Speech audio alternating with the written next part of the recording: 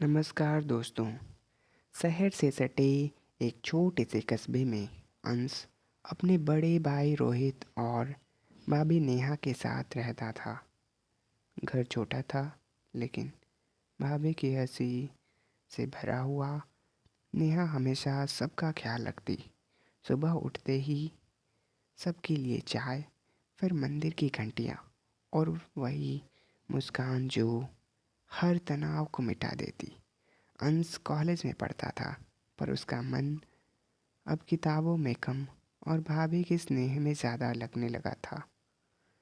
भाभी जब उसे डांटती या समझाती तो उसके दिल को एक अजीब सी मिठास महसूस होती।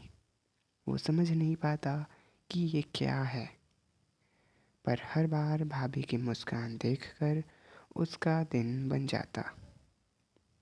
धीरे धीरे उसके भीतर एक एहसास पनपा, जिसे वो दबाने की भरपूर कोशिश करता रहा।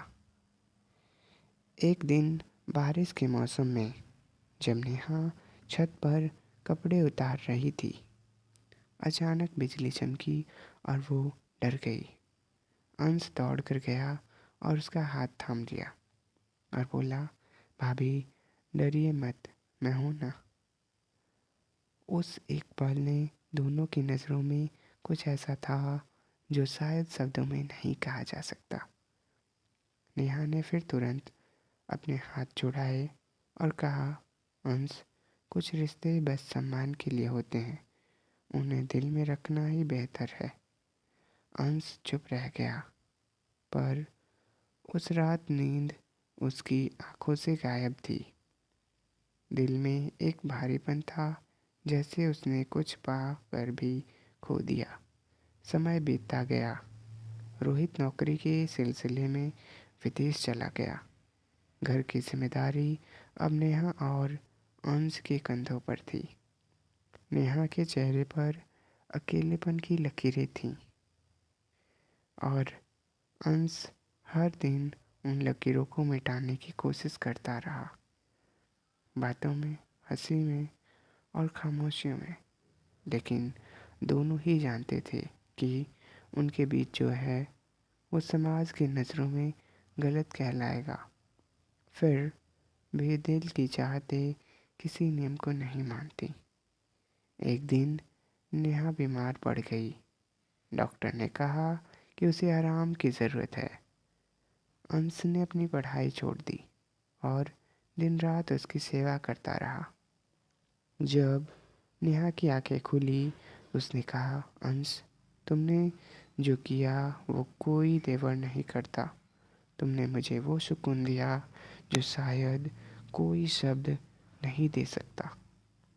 अंश की आंखों से आंसू गिर पड़े।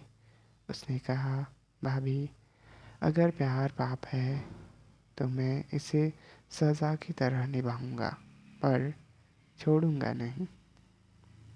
नेहा बस मुस्कुराई, बोली, प्यार को पाने से नहीं, निभाने से पवित्रता मिलती है। और फिर धीरे धीरे वक्त के साथ अंश ने खुद को भाभी से दूर कर लिया, ताकि वो रिश्ते की मर्यादा को न तोड़े। कुछ सालों बाद जब अंश की शादी तय हुई, नेहा ने उसे तैयार होते देखा। आंखों में आंसू और होठों पर मुस्कान थी।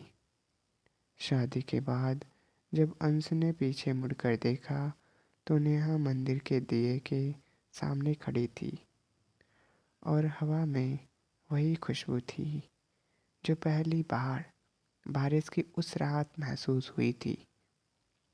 अंश जानता था कि उसका असली प्यार वही है, उस दिए की लौ में जो जलती तो है भाभी के हाथों से, पर रोशनी उसके दिल में देती है। और यही वो रिश्ता था, अधूरा मगर सच्चा, जो न कभी बोला गया न कभी मिटाया जा सका, बस समय के पन्नों पर एक अमर याद बन गया। देवर और भाभी के उस प्यार की जो शब्दों से परे आत्मा से जुड़ा हुआ था। धन्यवाद दोस्तों। आपको ये कहानी कैसी लगी कमेंट में ज़रूर बताइए।